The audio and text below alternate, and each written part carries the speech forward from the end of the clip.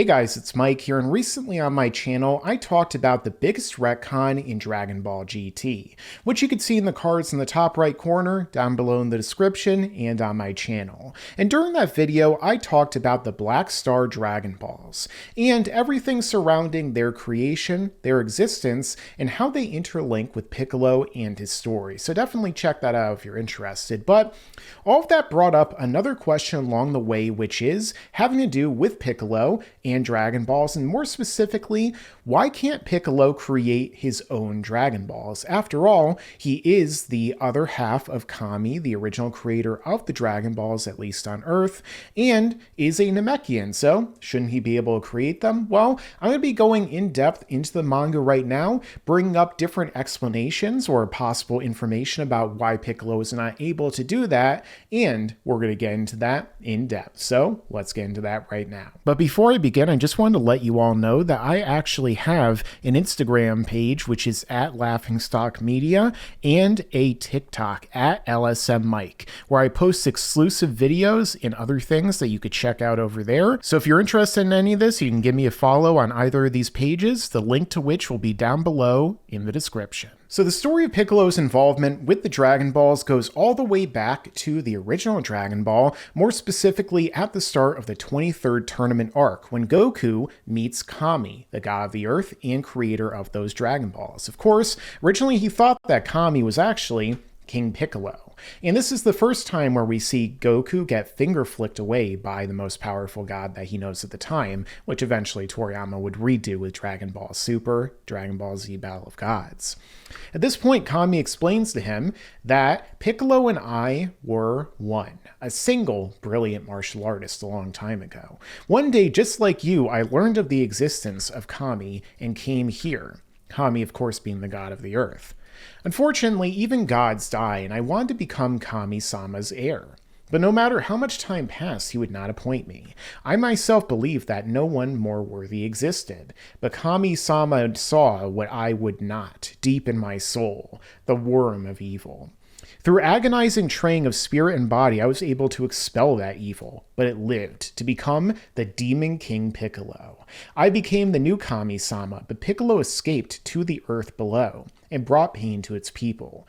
That has been my shame, and so in thanks for you defeating him, I'll hear your plea. However, only if you train here to stay for a little bit longer. So at this point, we learn that, of course, Kami is the one who did create the Dragon Balls. He's the one who created the dragon that comes out of them. And he did this in order for people to be able to kind of earn it through not only collecting the Dragon Balls, but also to be able to kind of have a miracle that would be able to in turn benefit people. As he says right here, I created the Dragon Balls to lend courage and hope to those who struggle upon the earth, but everyone used them for their own greed. He was actually considering making it to where Shenron would not be recreated after King Piccolo destroyed him for that reason. However, you are different. It's taken a great deal of thought, but as long as there are a few that exist like you, I believe the Dragon Ball should exist. And so he's able to recreate the balls and is able to instantly grant the wish of Goku to bring back everyone killed by Piccolo. With that one condition being that Goku would actually train under him in preparation for the next tournament so that he could fight against Piccolo Jr. Because, as he explains right here, sorry to disappoint you, but in the instant before he exploded, he left behind a shade of himself, a spore, a clone dedicated to destroying you and conquering the world with even more power stored within him than the original. This could become more important in the video, that's why I'm explaining it. If you stay here, he cannot come after you. You train for 3 years, I'll defeat you. And then he explains, or, you could defeat Piccolo. And then he explains in depth why, or, referencing why he's not able to fight him and nor is Kami, or Popo in this case. And that's because of the fact that, of course, Kami and King Piccolo were one the same being, and thus that connection still remains with Kami and Piccolo Jr., and even though he's not able to take his own life or destroy himself, he is going to train somebody to do it for him, even though it would take him and his life away along with the Dragon Balls because of the fact that he did all of that. Of course, at this point, the dragon is instantly restored, which opens up a whole can of worms about a question of why didn't Kami do this at other points, but maybe that's a video for another day. And they bring him back so that everyone will be able to participate in that tournament. So as we know, Piccolo is the evil version, the evil half, the shadow in a sense of Kami, and he also was resurrected through his own hand into the Demon King Piccolo Jr., which then of course would be able to be more powerful and capable of defeating Goku. And later on in the story, what would happen? Well, the two of these Namekians would, in a sense, become one again. As we see during the Cell Saga, Piccolo goes up to Kami's palace in order to reunite with him so that they'll be able to defeat the androids 17, 18, and 16, even though they wouldn't have been able to do that even if they tried. And what ends up happening? Well, they finally realize exactly what will occur. Now, Kami says to Piccolo here, and this is very important when it actually comes to the details of these two merging, because keep in mind, a lot of people are under the impression that when the two of them reunited, in a sense, when they merged together, they actually were a different being entirely from the Kami and the Piccolo that we know right now. However, when we actually look at the mechanics surrounding their merger, it seems like it's actually more akin to what happened with Piccolo and Nail. As we see right here, I will remain the dominant mind, says Piccolo. Got that? And then I'll do my best Keith David impression, because that's how I usually think Kami's voice sounds when I'm not watching the anime. That is fine. You are young and have far surpassed me in strength now. It is the obvious choice. I am merely an opportunity to boost your power and to give you vast knowledge. Now that's the voice of a god. You must be the foundation, the one to touch me. And so what ends up happening here, the two of them unite together, they merge together. It looks very similar again to what occurred on Namek when Piccolo absorbed Nail into him. They merged together.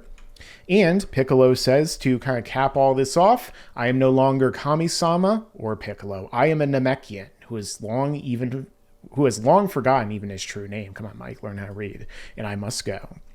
But again, how does this merger really happen? Well, it seems to happen very akin to what happened with Piccolo and Nail, where he says right here that Piccolo will remain the dominant mind. Kami agrees to this, and Kami then says that he is merely an opportunity to boost Piccolo's power and give him vast knowledge. So Piccolo doesn't physically really seem to change here. He looks exactly the same. He still has the same body. He now just has the power, the knowledge, the different aspects of Kami, the other half, the nameless Namekian, the good side within him, but he still is Piccolo. He eventually just goes on to be called Piccolo, and as we see later on, in different kind of anime-only scenes, there are the consciousnesses of Kami and Nail seemingly inside of Piccolo, just as they were, separate, but together in that sense. The different divine beings coming together in their own sort of trinity. I kind of wonder if that was Toriyama's symbolism right there. But nonetheless, this means that perhaps Piccolo is not truly the same biological and overall being that he was as the nameless Namekian before Kami and King Piccolo split, and then of course he was reborn into this one. But I'll get even more into that momentarily. Now at this point, the Dragon Balls disappeared because Kami no longer existed the same way he did before. That would later lead to something happening later on in the very same arc, where Goku goes to the lookout.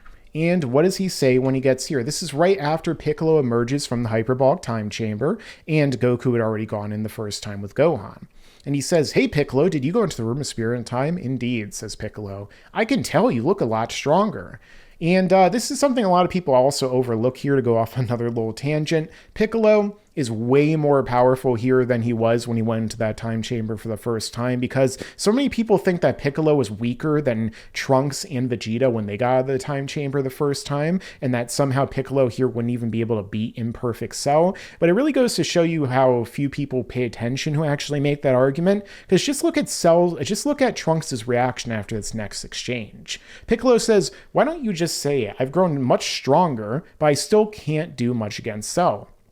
Well, duh, says Goku in the manga version. And Trunks is shocked because he knows that Piccolo is way more powerful than before. And this is before Trunks goes in the second time, so it's very likely that Piccolo is more powerful than Trunks right here and Vegeta when they first emerged. After all, they're saying he's still much stronger, but would Trunks be like, well, yeah, obviously you're weaker than me when I first came in? No, he's shocked right here because they know just how strong Piccolo is. This leads to Goku saying, is it possible for you and Kami-sama to split in two again?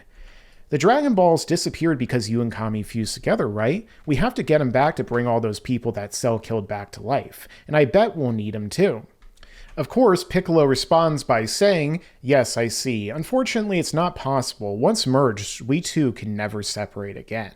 That's why I hesitated so much before doing it. Yeah, that's kind of what I figured, says Goku. And then he suggests the idea of actually going to Namek and finding a new god, a new Kami, who could make the Dragon Balls there. This leads to exactly that happening, where Goku shows up on Namek and, he's greeted by the Namekians. They all recognize him and they all say, wow, you're the one who defeated Frieza and saved us all. And then Goku's like, yeah, well, except the planet still blew up anyway. And, they're like, but anyway, let's get to the point. At this point, Goku says what he needs. Mori, the elder of the Namekians at this point, who had the powers passed on to him from Guru, the original elder, he brings up Dende, the guy that we met on Namek. And what does he say right here? Goku's surprised because he's like, oh, is this little kid supposed to actually be able to become the god of our planet and handle this whole thing? And then he says, Guru says, or the new Guru, Mori, don't worry, Dende is a true scion of the Dragon Clan. He'll make a fine Kami-sama. And of course, what ends up happening next? Well, they actually go to the Earth again. Dende is capable of not only making the Dragon Balls, but also upgrading them to where they can grant more than one wish and can even bring back several people with a single wish. And what ends up happening? Well, he is able to instantly bring this back. But let's go back a second to when they were describing Dende in the first place. Because the words that Guru, the new one, Mori, says right here, are very reminiscent of something else that we heard earlier. He says right here, don't worry, Dende is a true scion of the Dragon Clan. Now, who else said the exact same thing earlier on? Well, that was the Grand Elder himself. And when Krillin first showed up on Namek and talked to him, what does he say? Guru is surprised to find out that there are Dragon Balls on Earth, and then he says that it must have been the child of Katats. I am surprised. I would not have thought that an infant could have traveled so safely, so far. But then he was a scion of the Dragon Clan, those who created the Dragon Balls. At this point, he mentions how he was so powerful and such a prodigy that he doesn't believe that a regular Saiyan would be able to kill him. And at this point, this is where we learn about, the concept of a Super Saiyan again. And he brings up the fact that the two of them split in half. We actually get to see the original Kami and Nameless Namekian, everything like that here. And he says, how foolish. He diminished by half the power he would have been gifted at birth. And if they had come back together as one, they might not have had to die. So shows just how powerful they were. But again, Guru, the Grand Elder Saichoro, mentions again the scion of the Dragon Clan. So Kami was a Dragon Clan Namekian. Dende is a Dragon Clan Namekian. The original Nameless Namekian was a Dragon Clan, and no doubt Katats, the father of Piccolo, or the father of the Nameless Namekian who became Kami and King Piccolo, is himself a Dragon Clan. So realistically, shouldn't that mean that Piccolo is actually a Dragon Clan Namekian? Well, actually no, because we actually get more information about all of this in the story itself. Shortly after Piccolo merged with Nail for, that first merging that we see, he had fought against Frieza and it powered him up to the significant point to where he went from, whatever power level he was at to being over 1 million to be able to fight against Frieza's second form. And it was actually doing really well up until Frieza transformed again and was able to start wrecking Piccolo. Gohan blasted him and kept him off. And then at this point, Dende came over and he healed him.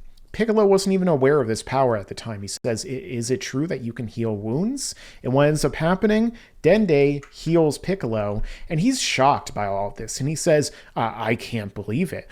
Do I have abilities like this? And Dende says to him, no, you're a warrior Namekian. So Piccolo, just like Nail, is a warrior-type Namekian. They are not a dragon clan. And what exactly is the distinction? Well, a warrior-type Namekian is a type of Namekian that is suited better for combat, for war, for being able to defend the greater whole of the Namekians. There is only one warrior-type, warrior clan Namekian that was created on Namek, which was Nail, who had a power level far above the Earthlings and most of the Saiyans at the time of 42,000, which, was quickly surpassed in this arc, but was still significant. And he was the only one that seemed to really exist at the time, in addition to some of the weaker ones, at least, that we see early on that fight against some of Frieza's forces, if those actually were warrior Namekians. I don't recall if they ever make that distinction for them, but for Nail, definitely. And Namek was a far more peaceful planet at this point, not to mention that they only had one guru, one grand elder at the time, after they had to rebuild after the Namekian catastrophe. So as a result, it made sense that, Nail was really one of, if not the only warrior Namekian on the planet. Of course, Piccolo himself was created for a somewhat similar purpose. He wasn't created to defend the Namekians, but instead, what was he created for by Piccolo, according to Kami? He left behind a shade of himself, a spore, a clone dedicated to destroying you and conquering the world with even more power stored within him than the original. So Piccolo Jr. was created for the purpose of combat, of defeating Goku, the warrior who was capable of beating him, and conquering the planet. So he was created with the sole purpose of doing these destructive battle-based things. Whereas with the original Nameless Namekian, he was a dragon clan. He was a type of Namekian that was created by his father, who no doubt was a dragon clan as well, in order to create Dragon Balls. There are normal Namekians. There are the Dragon Clan, who are the most powerful when it comes to magic, crafting Dragon Balls and becoming a god of a planet. And then there are the warrior Namekians, who are the ones who are capable of battling and fighting against different enemies and defending the overall Namekian populace itself. And that is the type of Namekian that Kami, the original Namekian, Nameless Namekian, and Guru, and Dende, and Katats, and those types of Namekians actually were. Sure, they're still powerful. The original Nameless Namekian is said to be able to defeat Frieza and be more powerful than a Super Saiyan, or at least comparable to him. We see just how powerful Piccolo becomes here, where he's more powerful than Super Saiyan Goku and Vegeta and Future Trunks after this merger here, after this reunification. And of course, with that being said, he was still capable of combat. However, that was not his forte. He was that way because he was a prodigy and he was a super powerful Dragon Clan, but he wasn't a Namekian who was created as a warrior type for battle compared to Piccolo or Nail. And thus, as a result, even though Piccolo did unite with Kami in the sense of becoming one again, they still were not the same one in the same sense that the original Nameless Namekian was, and where he gets all of the same powers that Kami had to create Dragon Balls and do a variety of them. Otherwise, he never would have made the suggestion, or at this point, they never would have brought up the idea of going and getting another god to make Dragon Balls, because Piccolo simply could have done it himself. So I think that all the evidence points to that direction. So why can't Piccolo make his own Dragon Balls? Well, that's because the fact that Piccolo is actually not the exact same Demon King Piccolo that he was before, or at least not in the same sense of being, a Dragon Clan Namekian. He is a warrior type Namekian. As a result, he does not possess the same types of powers as Kami or Dende or Guru or Katats, his original father, I suppose you could say, or the Dragon Clan. Instead, he is more actualized and more set up and comprised for being a warrior type, a most powerful type of warrior Namekian, which is capable of fighting, increasing its power level, but not necessarily doing all of the exact same magical abilities as Kami. Now, with that being said, is this something that Toriyama always had in mind? Very doubtful, but it's something that we definitely got explained to us in the all the way back on the Frieza saga on Namek, and has been reiterated since, including in the Cell saga when they brought about a new dragon. So I think that's pretty clear that was what Toriyama's intention was, but let me know your own thoughts down below in the comments. What do you think about this? Let me know, and make sure to like, share, and subscribe, and stick around, because there's a lot more to come in the future. Yeah, and you better subscribe.